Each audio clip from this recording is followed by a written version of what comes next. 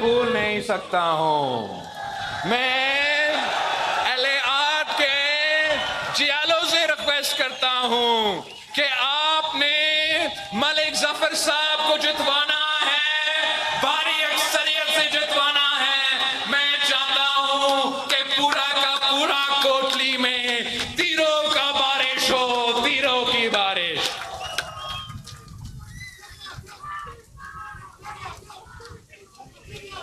چودھری اخلاق صاحب،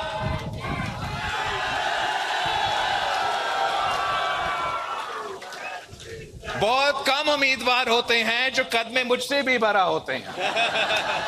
آپ نے چودھری صاحب کو جتوانا ہے، بھاری اکثریت سے جتوانا ہے، بھاری اکثریت سے.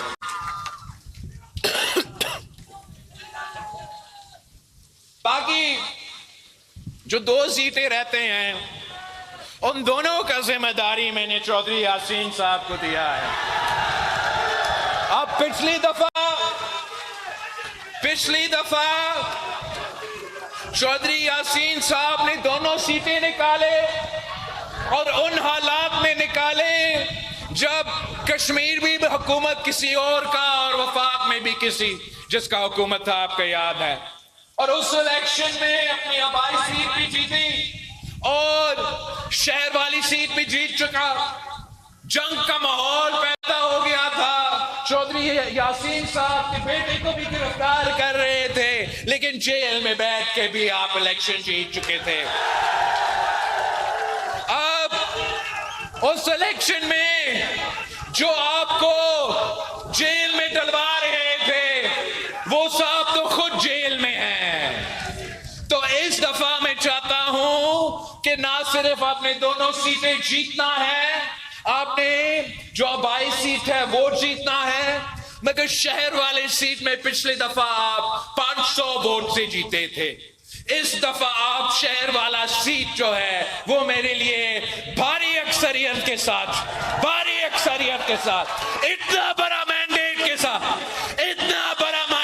ساتھ کہ سب کو نظر آئے کہ آبائی سیٹ ہو یا شہر والی سیٹ ہو، صرف اور صرف تیر کا امیدوار، پاکستان پیپلز پارٹی کا امیدوار چودھری یاسین صاحب کو نظر آنا چاہیے، کوئی اور نظر ہی نہ آئے. میں اب پچھلے 2 مہینوں سے پہاڑوں میں قائم ہوں. کبھی میں گلگت بلتستان کے پہاڑوں میں تو کبھی آپ کے پہاڑوں کے بیچ میں. اور میں اس لیے کہ میں آپ کے حقوق کے لیے جدوجہد کر رہا ہوں. میں نے آج سے نہیں لیکن گلگت بلتستان اور آزاد کشمیر کا پچھلے الیکشن سے ایک منشور سامنے لے کر آیا، اور اس منشور کے مطابق میں نے گلگت بلتستان سے وعدہ کیا کہ میں نے آپ کو حق حاکمیت، حق ملکیت اور حق روزگار دلوانا ہے. اور ابھی اس الیکشن میں جا کے اس منشور پہ لڑ کے میں گلگت بلتستان کے عوام کا شکر گزار ہوں کہ انہوں نے تاریخ میں پہلی مرتبہ وفاق کو شکست دلوایا اور پاکستان پیپلز پارٹی کو جتوا کر حکومت بنا دیا. اور انشاءاللہ تعالی اب میں نے گلگت بلتستان سے کیا ہوا وعدہ پورا کرنا ہے. تو اب میں آپ کے پاس آیا ہوں. میں ان تین اصول ساتھ لے کر آیا ہوں کہ میں آزاد کشمیر کو بھی حق حاکمیت، حق ملکیت اور حق روزگار دلوانا چاہتا ہوں. آزاد کشمیر کا حق حاکمیت اب 2 پہلو میں اس کو ڈیوائیڈ کر سکتے ہیں. آپ کو جو عالمی سطح کا حق حاکمیت کا جدوجہد ہے، وہ جدوجہد قائد عوام شہید ذوالفقار علی بھٹو نے لڑا، وہ جدوجہد شہید محترمہ بینظیر بھٹو بھی لڑی تھی. اور میں بحیثیت پاکستان کی تاریخ کا سب سے نوجوان وزیر خارجہ آپ کا یہ جدوجہد عالمی سطح پہ لڑ کے آیا ہوں. میں پاکستان کا واحد وزیر خارجہ ہوں جس میں ہمت تھا کہ وہ نہ صرف مودی کے سرزمین پہ جاؤں مگر مودی کے سرزمین پہ جا کے آزاد کشمیر کا، آزادی کا اور مقبوضہ کشمیر کا آزادی کا بات کر کے آیا ہوں۔ عالمی سطح کا جو جدوجہد ہے وہ قائد عوام نے کہا کہ ہم 1000 سال جنگ لگیں گے مگر آزادی حاصل کریں گے، اور ہم وہ 1000 سال کا جنگ لڑنے کے لیے تیار ہے۔ جو آپ کا حق حاکمیت کا جدوجہد ہے، جو آپ کا عالمی سطح کا جدوجہد ہے، شہید محترمہ بینظیر بھٹو نے ہمیں سکھایا کہ جہاں کشمیریوں کا پسینہ گرے گا وہاں ہمارا خون گرے گا۔ تو انشاءاللہ تعالی یہ پاکستان پیپلز پارٹی کا تیسری نسل وہ جدوجہد عالمی سطح پر لڑنے کے لیے تیار ہے۔ ساتھ ساتھ کشمیریوں کے پاس یہ حق ہے کہ جب تک ہمارا رائے شماری نہ ہو، جب تک عالمی سطح کا جدوجہد میں ہم کامیاب، مکمل طور پہ کامیاب نہیں ہوئے، تب تک کیا یہ پرانے طریقہ کار آپ کے لیے کافی ہے؟ آزاد کشمیر کو کوئی تبدیلی نہیں چاہیے۔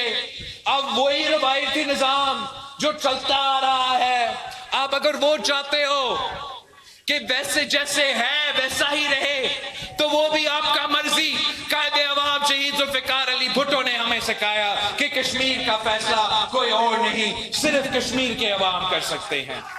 مگر میں سمجھتا ہوں کہ کشمیر کے عوام تبدیلی چاہتے ہیں، میں سمجھتا ہوں کشمیر کے نوجوان خاص طور پہ تبدیلی چاہتے ہیں، وہ پرانی تنخواہ پہ چلنے کے لیے تیار نہیں، وہ اصلاحات کا مطالبہ کرتے ہیں، وہ کہتے ہیں کہ عالمی سطح پہ ہمیں حق حاکمیت کا جدوجہد جیتنا ہے مگر مقامی سطح پہ بھی ہمیں مزید حقوق چاہیے، اپنا نمائندگی کا حقوق چاہیے، اپنا آواز اٹھانے کے حقوق چاہیے۔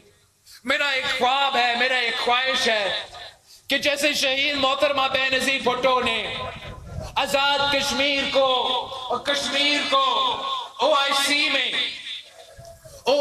میں آبزرور سٹیٹس دلوایا تھا، تو شہید بی بی نے کیوں یہ سٹیٹس دلوایا تھا؟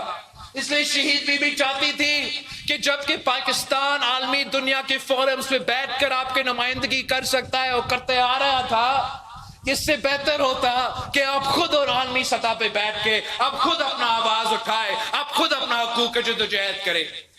تو ویسے ہی میں چاہتا ہوں کہ پاکستان کے اندر جو اہم فیصلہ سازی کے لیے اہم ادارے ہیں وہاں آزاد کشمیر کا نمائندگی ہونا، آواز پہنچانا بہت ضروری ہے۔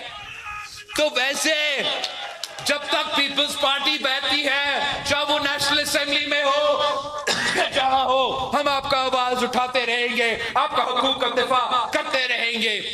مگر کیا یہ اچھا نہیں ہوتا کہ اگر جیسے او آئی سی میں آپ کا آبزرور سٹیٹس ہو تو ویسے کیوں نہیں عبوری سٹیج پہ جب تک رائے شماری مکمل نہیں ہوا تو تب تک کشمیر کا نمائندگی سی سی آئی میں ہونا چاہیے، تب تک کشمیر کا نمائندگی عبوری آبزرور نمائندگی این ایف سی میں ہونا چاہیے، تاکہ جب آپ کے مالی وسائل کے مطابق فیصلے کیے جا رہے ہیں تو کشمیر کا عوام کا آواز اس کمرہ میں ہونا چاہیے۔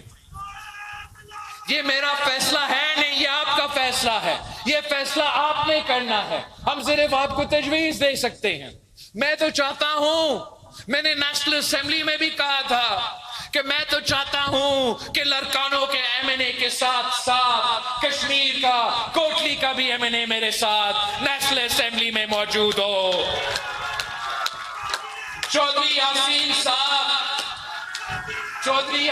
صاحب اس الیکشن میں آپ کا ایم ایل اے کا امیدوار ہے، انشاءاللہ تعالی اگلا الیکشن میں چودھری یاسین صاحب آپ کا عبوری آبزرور ایم این اے کا امیدوار ہو سکے گا۔ وہ اگر ہوا تو آپ خود اپنا آواز اٹھا سکیں گے، آپ خود اپنا بات کر سکیں گے، کوئی ضرورت نہیں پڑتا کہ آزاد کشمیر پہ احتجاج کرو، آزاد کشمیر کو بند کرو، اپنا حقوق کا جدوجہد لڑنے کے لیے پورا کشمیر کشمیر پریشان کرنے کے بجائے آپ کے اپنے نمائندے اسلام آباد میں بیٹھ کر، نیشنل اسمبلی میں بیٹھ کر، سینٹ آف پاکستان میں بیٹھ کر آبزرور کے تحت آپ کے موقف، آپ کا رائے ادھر لے کر آ سکتے ہیں. اس طریقے سے میں سمجھتا ہوں کہ آپ کو ہم حق حاکمیت کا حقوق دلوا سکیں گے. جہاں تک حق ملکیت کا دعویٰ ہے، یہ دعویٰ ہمارا پاکستان کے ہر صوبے کے پاس ہے، ہر علاقہ کے پاس ہے کہ پاکستان پیپلز پارٹی کے خیال میں کہ یہ جو کشمیر ہے یہ آپ کا ہے، کسی اور کا نہیں ہے. یہ جو کشمیر کے پہاڑ ہے، وہ جو کشمیر کا دریا ہے، یہ جو کشمیر کا سرزمین ہے، یہ 100% صرف اور صرف کشمیر کا عوام کا سرزمین ہے.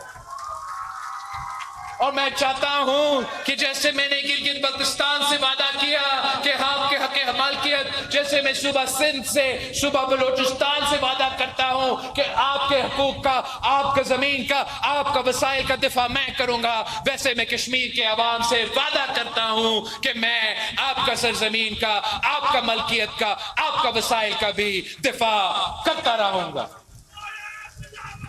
تیسرا، میں چاہتا ہوں کہ ہم یہاں کے نوجوانوں کو روزگار دلوائیں. اور آپ سب کو معلوم ہے کہ پورے پاکستان میں، پورا آزاد کشمیر میں ایک ہی سیاسی جماعت ہے جو کہ روزگار دلواتا ہے، جو روزگار کے موقع فراہم کرتا ہے، اور ان کا نام پاکستان پیپلز پارٹی ہے. یہ قائد عوام شہید ذوالفقار علی بھٹو کا دور ہو تو سب جانتا ہے کہ تاریخ میں سب سے زیادہ روزگار قائد عوام شہید ذوالفقار علی بھٹو نے دلوایا تھا. قائد عوام نے نہ صرف پاکستان کے اندر مگر پاکستان کے باہر بھی پاکستانیوں کا روزگار کا بندوبست کیا تھا، مفت پاسپورٹ کا بندوبست کیا تھا. یورپ ہو یا عرب ممالک ہو، وہاں طے کر کے آئے تھے کہ آپ نے اگر نوکری دینا ہے تو میرے پاکستانی نوجوان نوکری کا خواہش مند ہے، روزگار کرنا چاہتے ہیں، محنتی ہے، بڑے ہوشیار ہے، آپ نے ان کو روزگار دینا ہے. اور آج تک قائد عوام شہید ذوالفقار علی بھٹو کا دیا ہوا روزگار کی وجہ سے پاکستان کے باہر جو قائد عوام نے روزگار کا بندوبست کیا ہے، وہ اس کی وجہ سے ریمیٹنس کے نام پہ پاکستان کا معیشت چل رہا ہے.